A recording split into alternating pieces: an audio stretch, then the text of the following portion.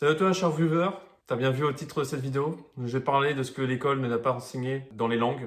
Ce que j'ai pu remarquer en fait, c'est que l'école ne t'enseigne pas des choses de la vie. Donc ça, il y a beaucoup qui savent. Pas que les langues, hein, il y a aussi les mathématiques, il y a plein de choses auxquelles on n'a pas vraiment appris.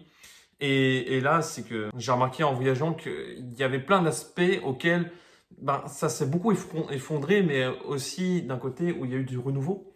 Et là, ce que je vais te montrer dans cette vidéo, ce sont les 5 points auxquels ce que l'école ne t'a pas enseigné à propos des langues, les langues spécifiquement. Donc, un peu de contexte déjà, c'est que moi actuellement, bon pas aussi actuellement avec ce décor-là, mais j'habite en Espagne, au nord d'Espagne, et depuis un an déjà. Et j'ai pu voir beaucoup d'aspects derrière en termes de langue, entre les Espagnols, les zones les plus touristiques, et puis aussi en voyageant un peu partout en Europe. Donc je suis multilingue, français plus anglais plus espagnol et l'espéranto aussi. Et un petit peu de lituanien, mais je vais revenir après pour dans ces points. Et ça m'a beaucoup interpellé face à ce que l'école nous avait enseigné et que j'ai dû réapprendre en voyageant en Espagne et même en sein de la France. Donc je commence déjà par le premier point. Les notes ne révèlent pas ton niveau en langue. Il faut que tu saches dissocier les notes que tu as eues à l'école avec ton niveau en langue actuellement. Et une petite anecdote, c'est que moi, j'étais vraiment une brêle en langue. En anglais, même pour notre langue, le français, et pour l'espagnol. Et je me retrouvais avec moyenne, mais dérisoire. C'était parfois 7, 8 de moyenne. J'ai eu 7 au bac pour les deux langues, l'anglais et l'espagnol. Et c'est à partir de ce moment-là, je me suis dit, non, je ne vais plus apprendre l'espagnol, c'est de la merde et tout, parce que c'était après le bac, il n'y avait plus l'espagnol. Donc je me suis dit, ouais, c'est enfin. Et en fait, je me retrouve à vivre en Espagne, à avoir voyagé aussi en Espagne plusieurs fois. Et au final, c'est l'école te fait ingurgiter que oui, mais c'est parce que tu as eu cette note-là que c'est ton vrai niveau en langue, que c'est parce que tu as eu un 7 en telle langue que tu es une grosse merde. Et c'est parce que tu as eu un 16 dans cette langue-là que tu es très très bon. Il faut savoir que l'école, encore une fois, ça reste que des trucs académiques qu'on nous apprend. Quand tu t'insères dans le monde professionnel, oui, et aussi le monde de tous les jours, tu te rends compte que c'est pas la même langue parce que quand tu vas parler avec des individus, tu es dans des situations dans lesquelles parfois tu peux être en urgence, donc la manière de réfléchir et de parler, c'est pas la même chose. Le façon professionnelle non plus. Ouais, il y a plein d'aspects dans lesquels les notes ne servent à rien. Et même le TOEIC, par exemple, c'est bien quand il faut aller dans un monde professionnel, par exemple, mais après, c'est pas sur ça que non plus les professionnels ils vont vraiment juger dessus, hein, quoi. On est trop, le monde professionnel, parfois, il est trop accentué sur les notes qu'on a eues à l'école. Mais bon, après, heureusement, c'est pour une petite minorité. L'anglais n'est pas parlé partout. C'est une croyance qu'on s'est beaucoup mise à l'époque, qu'on s'est beaucoup inculqué à l'école, et même la société d'ailleurs, que l'anglais c'est un peu la langue universelle, que c'est parlé partout, que tu ailles n'importe où, il y aura toujours quelqu'un qui va parler anglais. Ce qui est à la fois vrai et à la fois faux. Parce que vrai, dans les cas où tu vas dans des sites très touristiques, tu vas à Tokyo, en plein Tokyo, dans les sites, je connais pas Tokyo, mais tu vas visiter un temple shintoïque. Certainement, hein, quand ils ont un afflux de touristes d'un million de personnes par an, il y a un moment, il y a forcément des gens dans l'eau qui parlent anglais. Et puis tu n'auras pas de souci à parler anglais.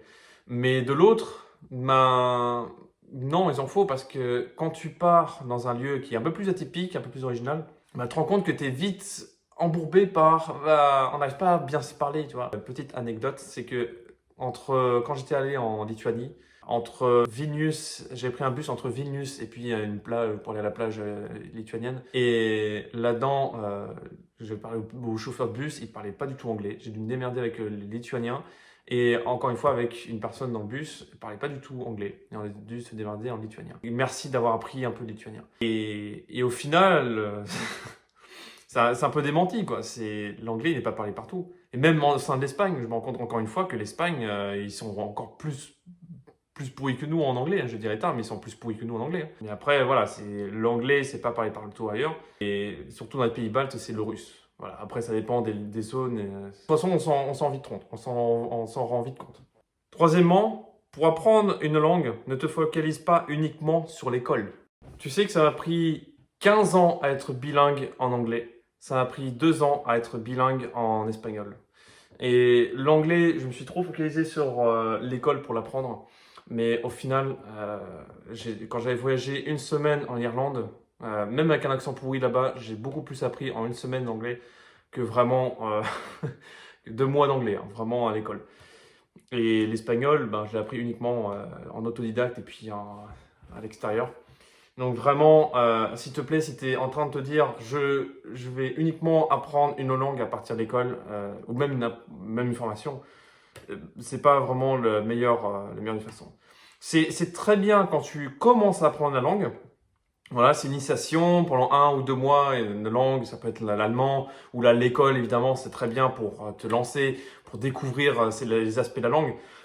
Mais de là à ce que on te demande d'être bilingue avec déjà 3 heures de cours par semaine d'anglais, sachant que tu as d'autres choses à faire dans la fac, dans d'autres choses et tout, ben, il y a très peu de chances à ce que tu sois vraiment bilingue. Et même si on te donnait un diplôme avec niveau B2 ou C1, ben, ça ne reflète pas la réalité. Donc, quelle est la solution à faire pour ça? C'est immerge-toi dans l'autre pays, apprends à partir des sous-titres vidéo, que ce soit sur YouTube, que ce soit à partir de la télévision. Commence à lire des livres sur des sujets qui te passionnent. Tu peux mixer les deux. Si tu aimes bien l'anglais et que tu aimes bien aussi, je ne sais pas, ça peut être le développement personnel, allez, un truc qu'on voit partout, et ben tu mixes ces deux et tu as un livre sur le développement personnel en anglais et là tu apprends 2 fois mieux. Et puis l'immersion, franchement, l'immersion, c'est la meilleure chose, quoi. Quatrième point, il n'est jamais trop tard pour apprendre une langue. On te dit trop souvent, bah, après l'école, tu vas trop travailler, tu vas travailler, tu n'auras pas le temps d'apprendre une langue. Et en plus là, c'est pas ton objectif. En plus là, tu vieillis, donc ça sert plus à rien et c'est inutile et puis c'est impossible d'apprendre une langue. Sache que la réalité, ils ont à la fois raison dans le cadre où plus tu vieillis, ben, plus c'est difficile d'apprendre. C'est un gosse de 10 ans et pour apprendre l'anglais ou l'espagnol par exemple, ben, ça s'avère plus facile qu'une personne de 60 ans. Mais ils ont tort dans le sens où rien n'est impossible. Comme je te dis, ça devient en fait plus difficile en tant qu'adulte. Moi, je le ressens, j'ai 25 ans actuellement et depuis 10 ans, en fait, moi aujourd'hui et moi d'il y a 10 ans, pour apprendre une langue, c'est un peu plus compliqué. Bon, ça reste pas non plus des masses, hein, mais sache que c'est toujours possible d'apprendre une langue. Donc, t'en fais pas. Si tu as envie d'apprendre une langue, apprends-la. Et ce, à n'importe quel âge, que tu aies 40, 50, 60 ans, si tu as envie, vas-y. C'est le moment ou jamais parce que demain, ça se trouve, ce sera trop tard. Et plus tu vieillis, ben, plus ce sera difficile. N'hésite pas à apprendre cette langue, à la maîtriser. Apprends un petit peu tous les jours et ça ira tout seul. Cinquième point, même les langues régionales et plus petites sont utiles à apprendre. Ça, je pense que c'est l'un des points les plus fondamentaux qu'on oublie à l'école. C'est qu'on oublie d'apprendre les langues régionales de notre plus grand pays, qui est la France. On a plus d'une quarantaine de langues régionales et quelque chose comme 5 langues à part, donc comme le basque, le breton et l'alsacien. Mais c'est que moi, par exemple, je suis poitevin, je suis né à Poitiers, j'ai beaucoup grandi dans la Vienne et j'ai jamais vu une personne parler en poitevin. Vraiment, c'est la langue régionale et avec un petit peu de curiosité parce que ben, c'est ma patrie, c'est ma région. C'est que j'ai vu que c'était une langue qui était vulnérable. Alors, c'était quoi? Par l'UNESCO, quoi que ce soit. C'est que la quasi-totalité des langues régionales en France se délaissent au fur et à mesure et que d'ici quelque chose comme un siècle, il n'y en aura plus si on continue dans ce stade-là. Et les langues régionales, comme les plus petites, donc ça peut être une petite langue comme le danois, ça peut être une petite langue comme au fin fond de la Roumanie, c'est comme tu veux, tu vois. Et pour moi, ça reflète la culture même d'une région spécifique. Je prends toujours la France parce que c'est notre plus c'est notre plus grande référence. Bon, je suis désolé pour les Belges ou les Suisses, mais ben, pour les Suisses, il y a le romanche, par exemple. Allez, on va prendre le romanche. Et apprendre le romanche, par exemple, ça te permettrait d'apprendre comment il se parlait auparavant, comment était la culture d'auparavant, puis maintenant aussi. Et surtout, qu'est-ce que je voulais dire? C'est que la langue régionale, le poitevin, qui est le poitevin ici, j'ai dû apprendre à la fois de par ma grand-mère, qui a uniquement les accents, quelques expressions, par-ci par-là, et puis ben, surtout, j'ai dû lire un livre sur un livre sur le Poitvin. C'était où? C'était à la bibliothèque à Poitiers. C'était il y a plusieurs années. Par curiosité encore une fois, et je me suis dit, waouh, c'est incroyable, il y a un livre avec traduction entre le français et puis le Poitvin, et puis j'étais hypé pendant 2 heures, 3 heures, j'étais resté là-dedans. Mais c'est que pour moi, c'est quand même un point fondamental d'apprendre cette langue, une langue régionale. C'est notre pays, les gars, c'est notre pays. Depuis les années 70, on n'apprend plus les langues régionales à l'école. En tout cas, les écoles publiques. Et c'est notre France, encore une fois, c'est notre France, les gars, hein.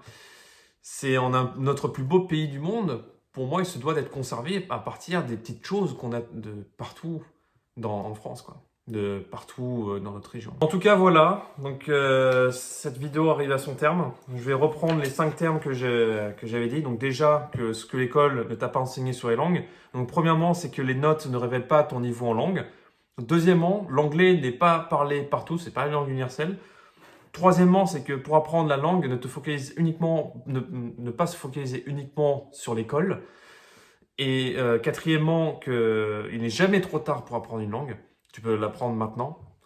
Et dernièrement, donc cinquième point, que même les langues régionales et les langues les plus petites, les plus isolées, sont les plus importantes, sont tout aussi importantes à apprendre pour développer sa culture. Donc je te remercie beaucoup d'avoir regardé ça.